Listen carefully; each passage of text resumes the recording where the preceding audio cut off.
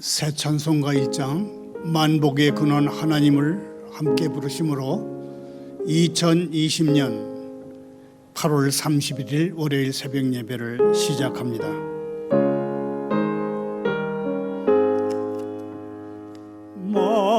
만복의 근원 하나님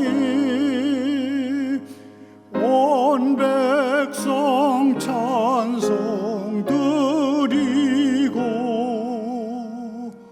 저 천사여 찬송하세 찬송 성부 성자 성령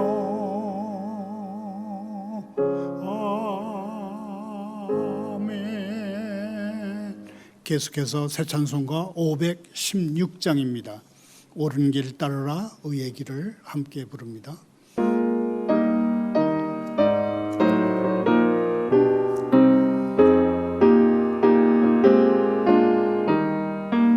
옳은 길 따르라 의의 길을 세계 만민의 참된 길 이 길 따라서 살기를 온 세계에 전하세 만 백성이 나갈 길 어두운 빔 지나고 동돈다 환한 빛 보아라 저비 주 예수의 나라 이 땅에 거룩겠네 오겠네 주 예수 따르라 승리의 주 세계 만민이 나아가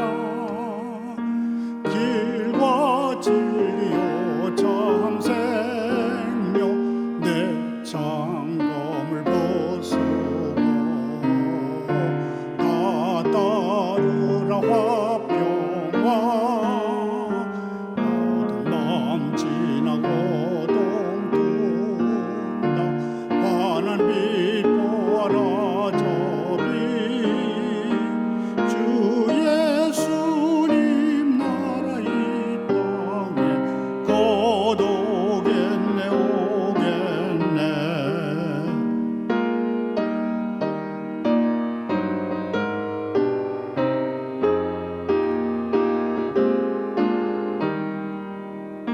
놀라운 이 소식 알리어라 세계 만민을 구하려 내 주 예수를 보내신 참 사랑의 하나님 한 백성이 따를 길 어두운 밤 지나고 동돈다 환한 빛 보아라 저비 주 예수님 나라 이 땅에 거두겠네 오겠네 고난 길 헤치고 찾아온 길 많은 백성을 구하니 모두 나와서 믿으면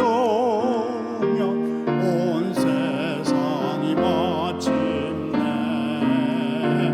이 진리에 살겠네 어두운 밤 지나고 동돈다 환한 빛 보아라 저비 주 예수님 나라 이 땅에 거두겠네 오겠네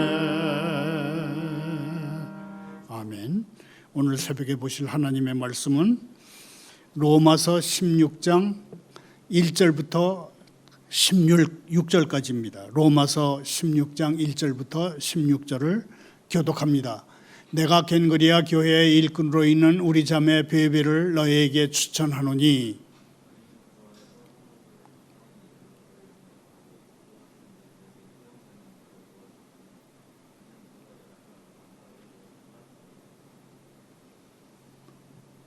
너희는 그리스도 예수 안에서 나의 동역자들인 브리스가와 아굴라에게 문안하라.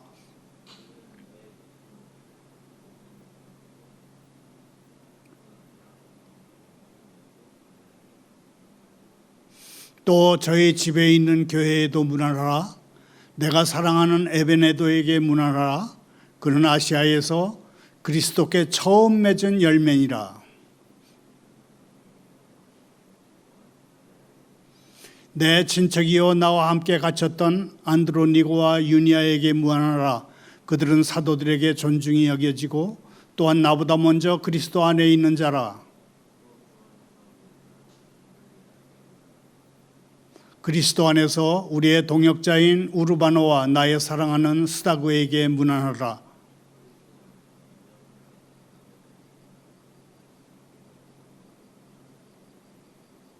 내 친척 헤로디온에게 문안하라.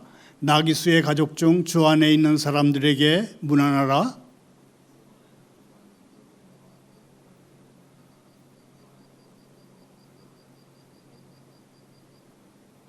주 안에서 택하심을 입은 루포와 그의 어머니에게 문안하라. 그의 어머니는 곧 내 어머니니라.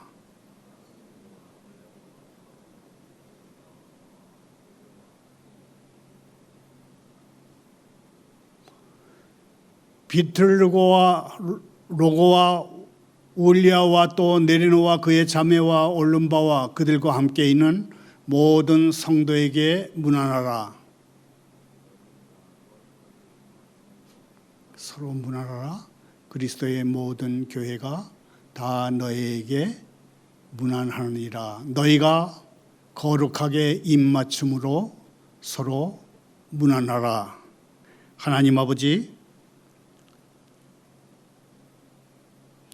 사도 바울의 지도력을 배우는 시간 되게 해 주십시오. 바울처럼 교회의 건강과 세상의 구원, 이 두 방향에 모두 깨어있게 해 주십시오. 믿음의 친구들과 연락하고 그들을 돌보고 사랑하게 하옵소서. 복음을 듣도록 주님이 준비하신 사람들을 찾고 돕고 그들에게 간증하게 하옵소서. 예수님의 이름으로 기도하옵나이다. 아멘. 오늘은 로마서 마지막 부분을 설교할 때 자주 인용되는 낙타 가족 이야기를 잠시 먼저 소개하겠습니다. 새끼 낙타가 고개를 숙여 물웅덩이에서 물을 마시면서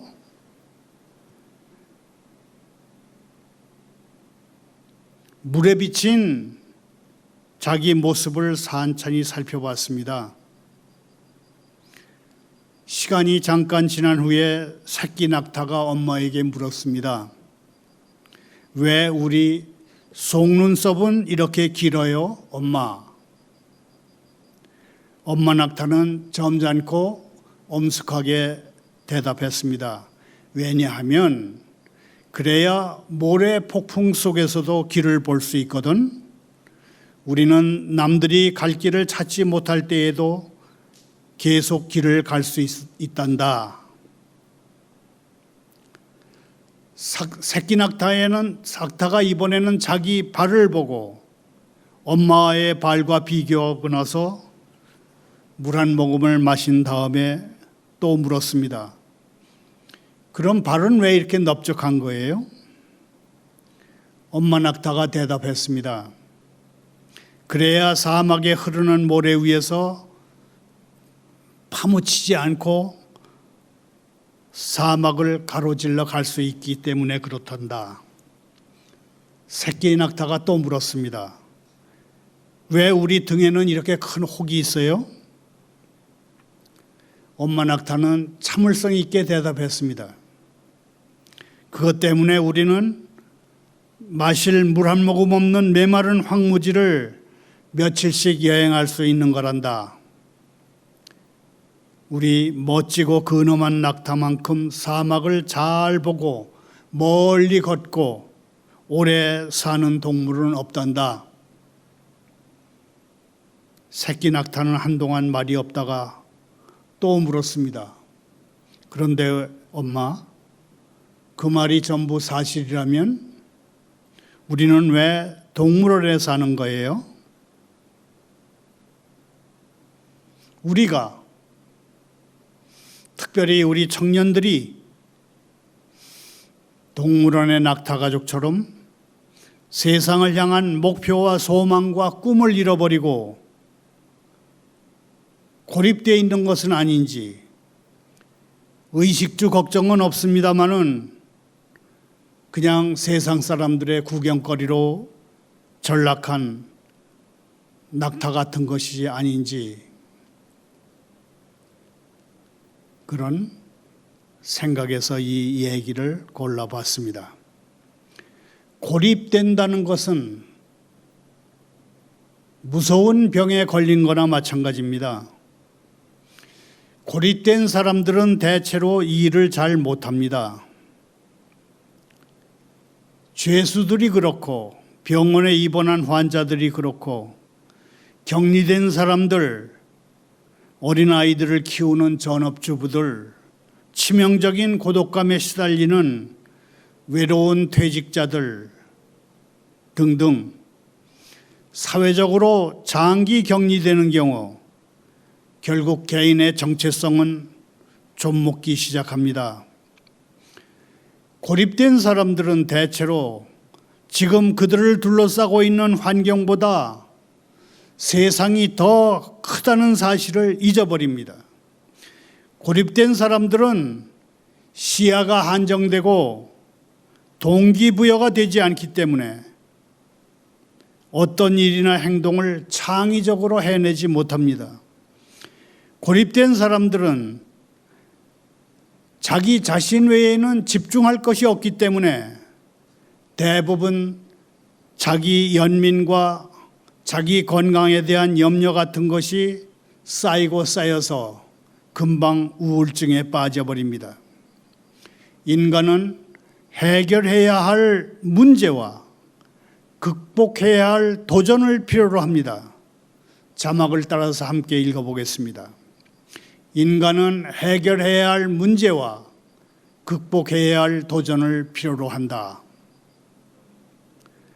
건강한 사람이 건강해지려면 해결해야 할 문제가 있어야 하고 극복해야 할 도전이 있어야 합니다.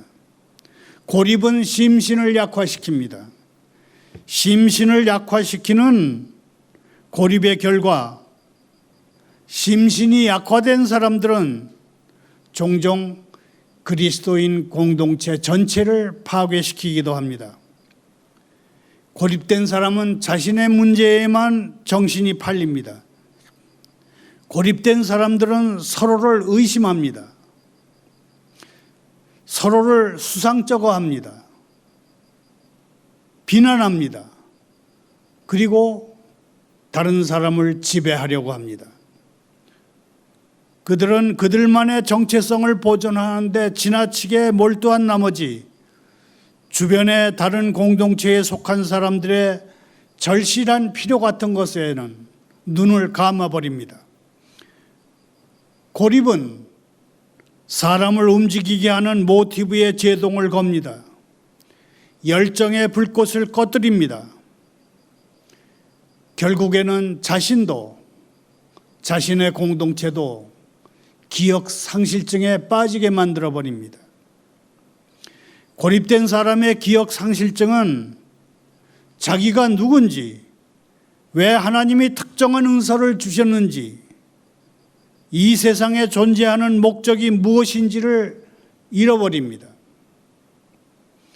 바울이 이 편지를 쓸 때 로마 교회는 고립의 위험에 직면해 있었습니다. 이후에 인류의 파괴자라고도 불리고 세상의 독이라고도 불렸던 미치광이 황제 네로가 그리스도인들을 잔혹하게 핍박하게 되는데 그 핍박은 하루아침에 발생한 것이 아닙니다. 로마에 큰 화재가 일어나기 몇 년 전인 기원 후 64년에 그쯤에 그리스도인들은 이미 철저하게 사회적으로 무시의 대상이 되어 있었습니다. 로마인들은 고립된 유대교를 야만적이고 무신론적인 민족 종교로 치부했고, 특히 고립된 기독교는 건전한 시민들을 도덕적으로 타락시키는 사악한 돌연변이 종교다, 그렇게 눈을 흘겼습니다. 그 결과 가정교회를 중심으로 모인 로마의 그리스도인들은 서로 돕고 격려하기 위해서 안으로 똘똘 뭉쳐 들어갔습니다. 로마의 그리스도인들은 자주 비밀리에 모였고 새로운 신자들을 의심의 눈초리로 바라봤고 자신들에게 관심이 쏠리는 일을 피했습니다. 이런 자기 보존 과정에서 로마의 그리스도인들은 점점 더 고립되어 갔습니다. 로마서는 바울이 이렇게 고립의 늪으로 빠져들고 있는 로마의 그리스도인들에게 쓴 편지입니다. 바울이 이 편지를 쓴 목적은 로마의 성도들을 고립 상태에서 끌어내고 그리스도 안에서 그들의 정체성을 일깨우고 여태껏 그들이 보였던 신실성을 칭찬하고 하나님의 구원 계획을 추진해 나가기 위해서 구체적으로 어떻게 행동할 것인가를 촉구하기 위해서 아주 신중하게 쓴 편지가 이 로마서입니다. 로마서 윤곽은 여기까지 짚어보고 오늘의 성경 본문을 살펴보도록 하겠습니다.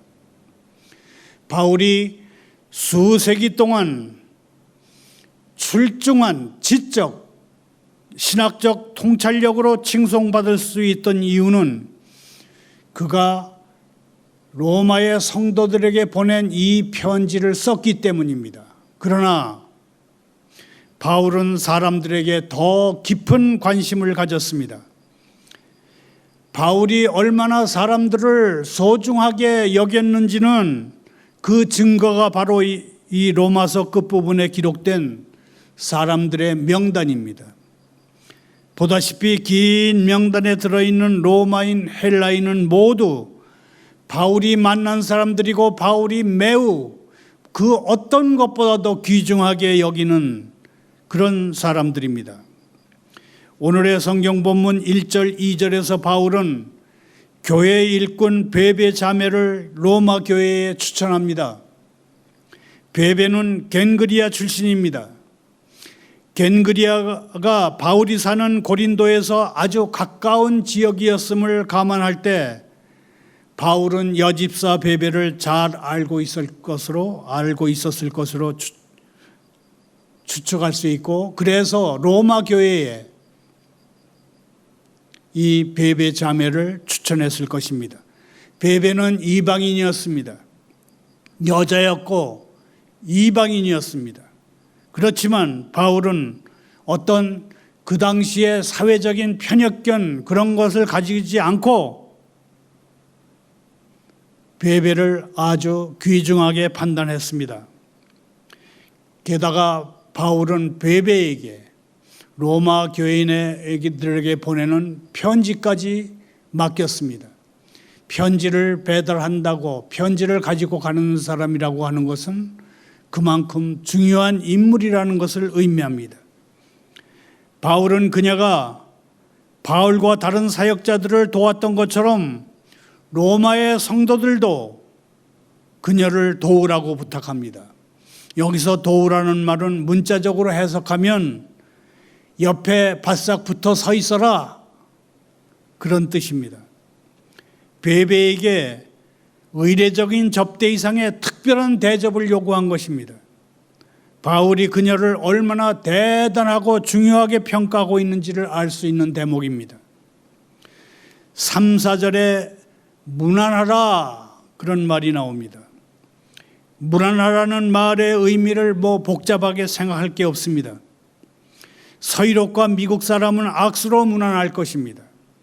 동유럽과 중동 사람들은 서로 뺨에 가볍게 입맞춤을 할 것입니다. 그것이 문안입니다. 우리같이 극동지역에 사는 사람이었다면 아마 절을 했을 것입니다. 그 어떤 방식이든 표현하는 감정은 같습니다. 문안은 무엇이냐 하면 행복을 축원하고 감사와 우정의 뜻을 표현하는 것입니다. 자막을 따라 함께 읽겠습니다. 문안하라는 말은 행복을 축원하고 감사와 우정의 뜻을 표현하라는 뜻이다. 문안하라는 말에는 첫째, 행복을 빌어주는 게 들어갑니다. 그 다음에는 감사와 우정의 뜻을 표합니다. 바울은 이어서 두 번째 전도 여행 중에 처음 만난 브리스길라와 아굴라에게 인사를 합니다. 브리스길라와 아굴라 부부는 로마 황제가 유대인들을 박해하던 시기에 로마를 떠난 사람들입니다. 그 후 주님의 섭리 가운데 고린도에서 바울을 만나는데 그들의 직업 역시 바울과 똑같이 천막 만드는 일이었습니다. 이 부부는 아마도 바울을 통해서 그리스도를 알게 됐을 것입니다. 친구를 위해서 위험을 무릅쓴 브리스길라와 아굴라 부부는 바울의 생명의 은인이라고 기록되어 있습니다. 바울이 여기서 자세히 말하지는 않지만 그는 분명히 한 번 이상 바울을 위해서 그들의 목숨을 걸었을 것입니다. 바울은 이 부부에게 에베소 정착을 권했던 것 같은데 그 이유는 에베소 교회가 소아시아에 있는 바울의 작전본부 같은 그런 곳이었기 때문입니다. 결국 브리스길라 아굴라 부부의 집은 예배하고 가르치는 모임 장소가 됐고 이 부부는 아볼라라고 하는 정력적인 유대인 전도자를 포함해서 그들의 지도가 필요한 사람들을 신실하게 가르쳤습니다. 저는 요즘도 우리 교회가 베이징에서 출범해서 군포 수지를 거쳐서 오늘에 이르기까지를 되돌아보면서 브리스길라와 아굴라가 탔던 김 전도사님 부부, 김 집사님 부부, 신 집사님 부부가 이 집사님 부부 그런 분들을 기도의 목록 위에 맨 위에 올려놓고 기도합니다. 그분들의 기도와 헌신이 초창기 우리 교회의 든든한 초석이 됐고 교회에는 언제나 그런 분들이 있어야 할 것이기 때문입니다. 5절에 나오는 에베네도는 브리스길라 아굴라 부부가 로마로 돌아왔을 때 합류한 것으로 보입니다. 바울은 에베네도를 글자 그대로 아시아의 첫 열매다 그렇게 부릅니다. 첫 열매라는 호칭에 미뤄볼 때 에베네도는 바울이 직접 그리스도를 전한 최초의 개종자였을 가능성이 높습니다. 6, 7절에 나오는 마리아는 교회를 위해서 많이 수고한 유대인 여인입니다. 많이 수고했다는 말이 무엇을 뜻하는지 추측해 볼 수밖에 없습니다마는 바울은 분명 로마의 성도들이 마리아의 봉사 활동에 대해서 잘 알고 있으리라고 생각하면서 이 편지를 쓴 것 같습니다. 이어서 바울은 몇 가지 매우 뜻깊은 표현으로 안드로니고와 유니아에게 안부를 전합니다. 함께 갇혔던 이라는 말은 바울이 이 두 성도와 함께 옥에 갇혔던 때를 말하는 듯합니다. 사도들에게 존중이 여겨지고라는 말은 초대교회에서 안드로니고와 유니아가 사도 대접을 받았다는 그런 뜻일 수 있습니다. 나보다 먼저 그리스도인이 된 사람, 이 말은 따로 설명이 필요 없습니다. 그들은 바울보다 먼저 그리스도인이었습니다. 안드로니고와 유니아가 남자 사역 파트너였는지 부부 성도였는지는 확실하지 않습니다. 8절부터 15절에 나오는 20명의 이름에 대해서는 제공되는 정보가 거의 없습니다. 이들 이름 앞에 붙은 수식어들이 사랑하는 동역자, 그리스도 안에서 인정받은 주 안에서 수고하는 성도, 그런 표현 하나하나가 어떤 사연을 가지고 있는지는 우리는 상상할 수밖에 없습니다. 우리가 확실히 아는 것은 이름이 거론된 한 사람 한 사람은 바울이 매우 소중하게 생각하는 사람들이고 로마 교회와 매우 밀접하게 관련이 돼 있었다는 것, 그것이 전부입니다. 16절에는 로마 교인들에게 거룩하게 입맞춤으로 서로 문안하라는 권유가 나옵니다. 거룩한 입맞춤으로는 바울이 자주 표현하는 말입니다. 그는 이 인사법을 매우 중요하게 생각합니다. 로마는 악수가 더 흔한 곳이었는데 거기서 유대인의 관습대로 뺨에 살짝 입맞춤하는 인사를 하라고 한 것입니다. 아마도 예수 그리스도라는 남자의 이름을 공유하는 로마의 성도들에게 그리스도인으로서의 정체성을 강화시켜주기 위함이 아니었을까, 그렇게 생각을 해봅니다. 말을 맺습니다. 로마서 15장 30절부터 33절을 교독합니다. 형제들아, 내가 우리 주 예수 그리스도와 성령의 사랑으로 말미암아 너희를 권하노니 너희 기도에 나와 힘을 같이하여 나를 위하여 하나님께 빌어.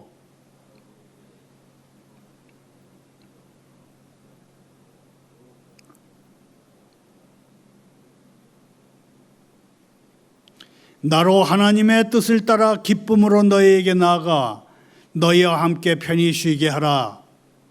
평강의 하나님께서 너희 모든 사랑과 함께 계실지어다. 아멘. 바울은 내가 주 예수 그리스도와 성령님의 사랑으로 권한다는 기도로 로마 교회의 동역을 호소합니다. 바울은 의심할 것 없이 모든 사도 가운데 가장 개척정신이 강한 사람입니다.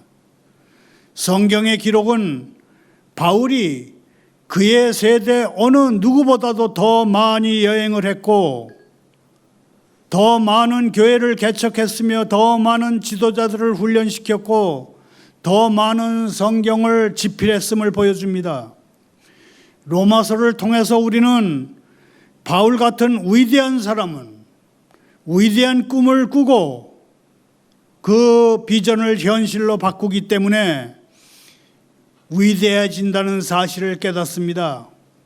자막을 따라 한번 읽어보면서 정리합니다. 위대한 사람들은 위대한 꿈을 꾸고 그 비전을 현실로 바꾸기 때문에 위대해집니다. 우선 위대한 꿈을 꾸는, 원대한 꿈을 꾸는, 변함없는 소망을 가지는 게 중요합니다.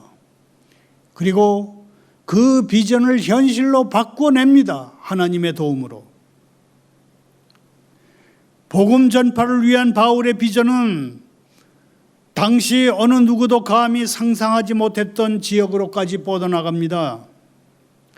바울이 로마 제국 동쪽 지역을 3차례 순회 전도했습니다. 그 후에 그곳에 있는 모든 주요 도시는 상대적으로 안정된 교회와 상당히 유능한 교회 지도자들을 갖게 됐습니다.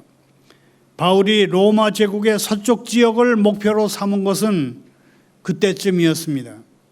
바울이 큰 꿈을 더 큰 현실로 바꾸는데 성공할 수 있었던 비결에는 3가지 원칙이 뒷받침했다고 말할 수 있습니다.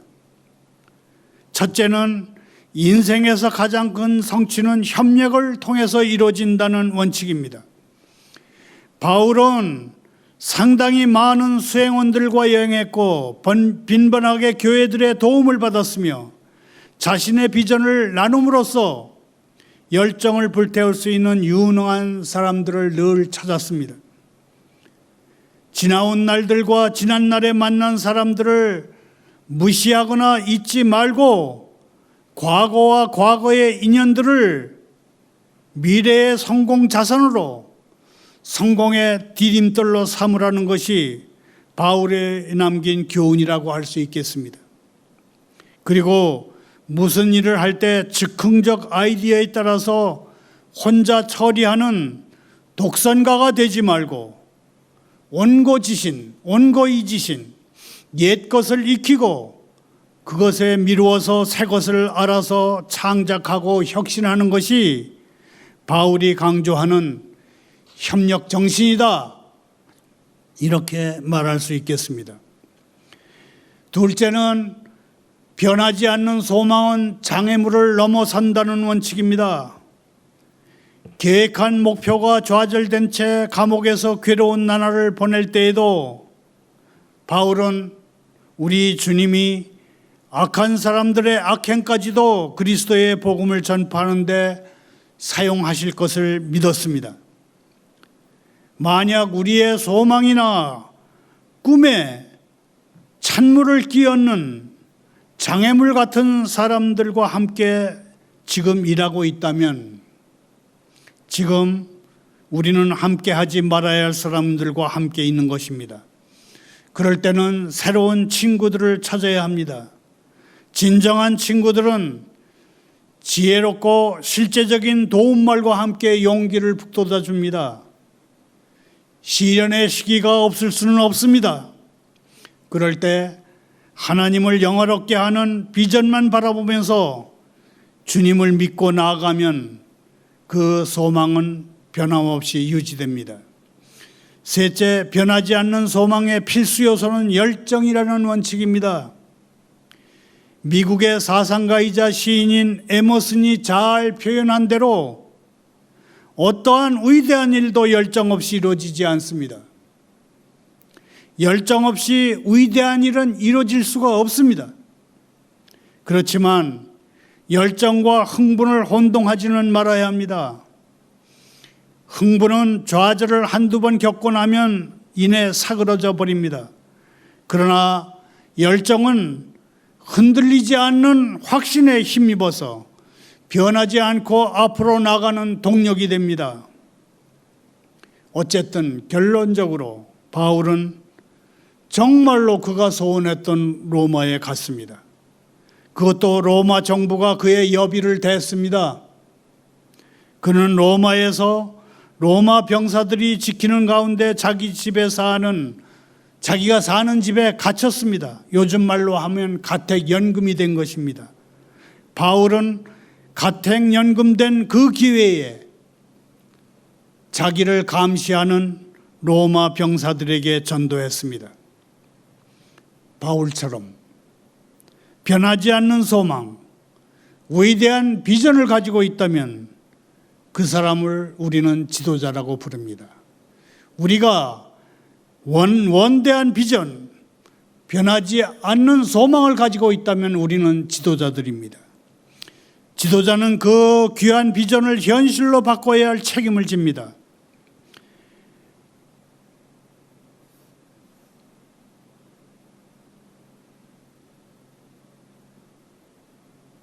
혼자의 힘으로는 큰 꿈을 더 큰 현실로 바꿀 수 없습니다. 우리의 비전을 다른 사람들과 나누고 도움 요청하기를 두려워하지 말아야 하는 이유입니다. 그리고 앞으로 나아가는 길에 뛰어넘어야 할 장애물들과 극복해야 할 도전들은 언제고 나타날 것입니다. 그럴 때에는 목표에서 눈만 떼지 않으면 됩니다. 우리가 품고 있는 하나님을 영원롭게 하는 비전이 하나님의 능력을 통해서 성취되게 해 주실 것을 기도하면서 그 기도 속에 꿈을 품으면 어떤 장애물도 어떤 도전도 다 극복할 수 있을 것입니다. 그리고 우리가 낙심하거나 실족하지 않도록 하나님의 신실하심을 일깨워줄 동료들을 찾고 그들과 항상 교제하면 됩니다. 만약 우리의 비전이 하나님을 영화롭게 하고 이 세상에서 하나님의 의를 가져오는 것이라면 하나님께서 우리의 원대한 꿈을 더 큰 현실로 바꾸실 것입니다. 하나님이 우리의 큰 꿈을 더 큰 현실이 되게 해줄 것을 확신해도 됩니다. 우리는 더 이상 동물원의 낙타가 아닙니다. 변하지 않은 위대한 꿈을 품고 하나님을 믿으면 그 꿈이 더 큰 현실이 될 수 있습니다. 하나님만 믿으면 됩니다. 감사합니다. 기도합니다. 하나님 아버지, 저희에게 음식과 물의 복을 내려주시고 이 땅에 걷잡을 수 없이 퍼지는 질병을 없애주십시오. 팬데믹에서 저희를 건져주십시오. 저희가 겪는 이 재앙을 보시고 마음을 돌이키셔서 심판의 손을 걷어주십시오. 주님이 약속하시기를 다시는 홍수로 땅을 덮지 않겠다 하셨으나 초가을로 접어드는 지금도 구름에 물기를 가득 실으시고 구름 속에서 번갯불이 번쩍이게 하십니다. 주님이 내려주시는 이 비가 저희를 벌하시려는 것이 아니라 이 땅에 물을 주시고 사랑으로 보살펴 주시려는 것이기를 원합니다. 부디 이 비가 저희 먹을 것을 쓸어버리는 폭우가 되지 않게 해 주십시오. 예수님의 이름으로 기도하옵나이다. 아멘.